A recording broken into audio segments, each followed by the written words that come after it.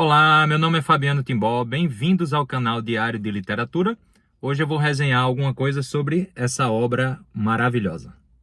O pano de fundo dessa obra é uma mistura entre um conhecimento filosófico, histórico, bíblico, social, enfim, até epidemiológico.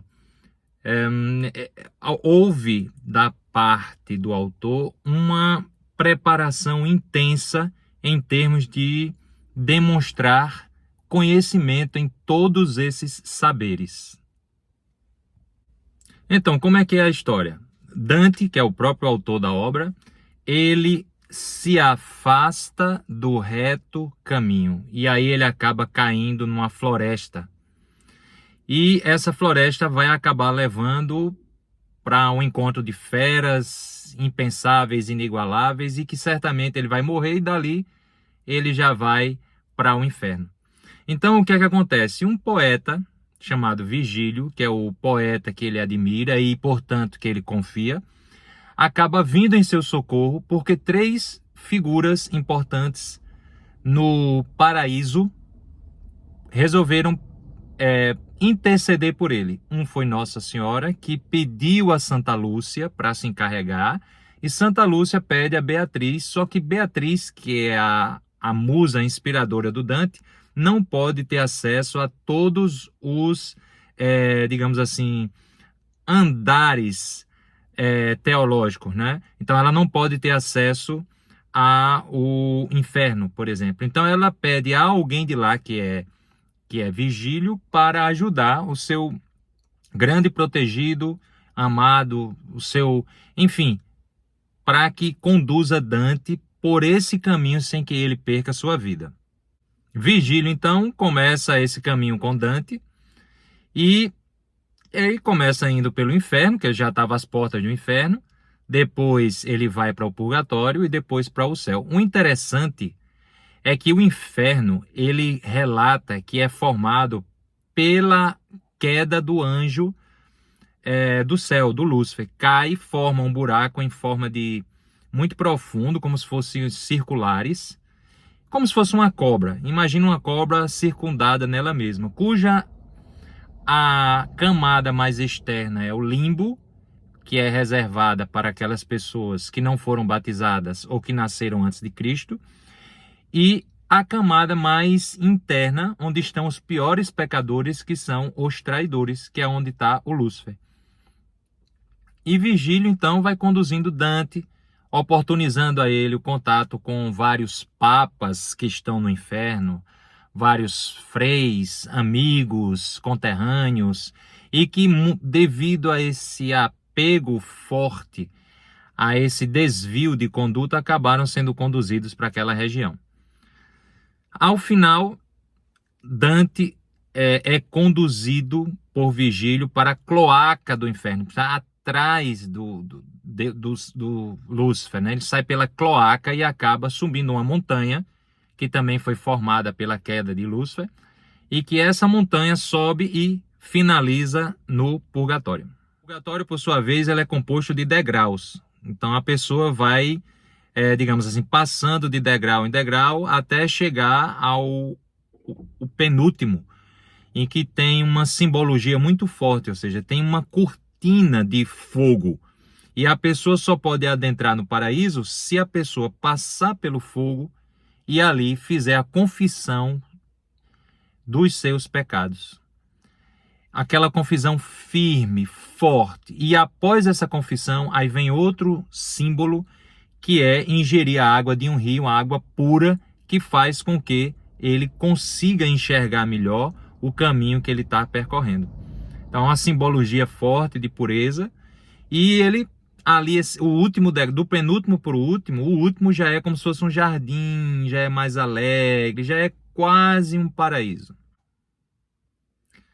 Virgílio, então, não pode continuar, porque ele é impedido de entrar no céu. Ele mora no limbo, digamos assim. E aí Beatriz, então, se apresenta para Dante e conduzi-lo pelo paraíso até a última camada, que é o empíreo, onde Deus se encontra. Já o paraíso é descrito como esferas que circulam em torno da Terra.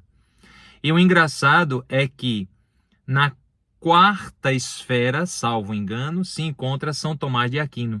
Jesus Cristo mais acima e Deus e alguns anjos e santos está no último, que é o empíreo. Deus comanda todas as camadas do céu.